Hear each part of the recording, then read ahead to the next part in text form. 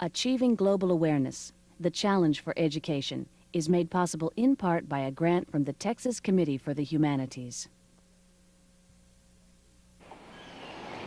When these Texas college students graduate, chances are most of them will go to work for a company with an international division or a company owned by foreign investors. The National Governors Association reports that 4 out of 5 new jobs are generated as a direct result of foreign trade. Today, the Texas economy is inextricably linked to places and people in every corner of the globe. And our success in the 21st century will depend on how well we perform in the global marketplace. But are Texans prepared for the international arena? Can we compete? And how do we educate the next generation of students to be global citizens?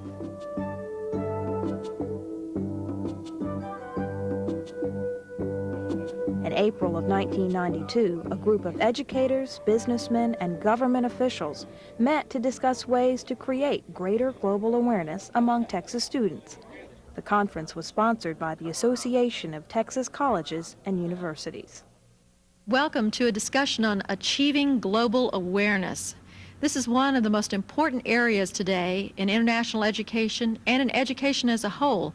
The world has changed so much just in the last few years. So many of our old structures are breaking down. There's the prospect of unified Europe, the end of the Cold War.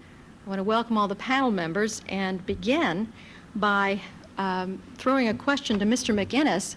How well prepared are our college graduates to face the global community in which they find themselves? Our people certainly coming out of school at the present time are not as prepared as we would like for them to be. There's a lot of activity that's taking place right now that corporations are having to do to sort of bolster some of the areas where people are lacking.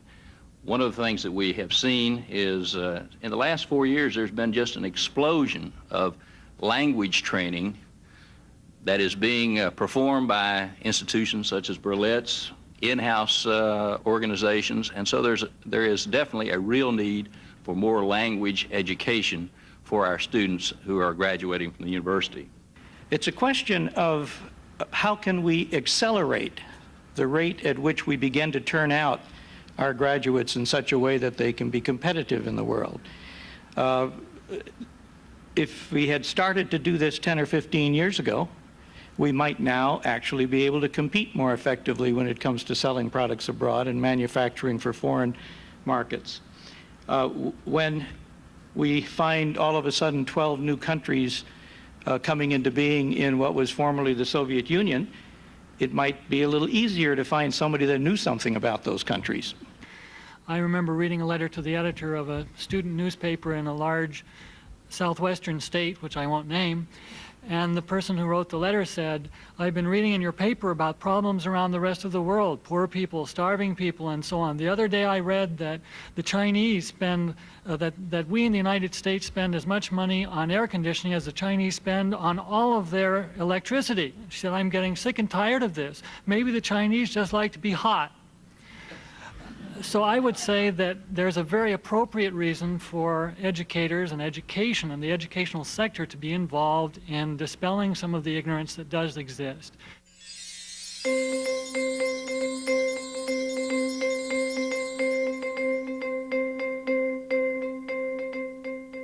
Texas is arguably one of the most international of states. We have incredible commerce, incredible trade, incredible economic activity on the international scene. However, at the higher education level, I'm not nearly as encouraged. I think there are some real ironies in the state. We have a very, very large number of international students in the state.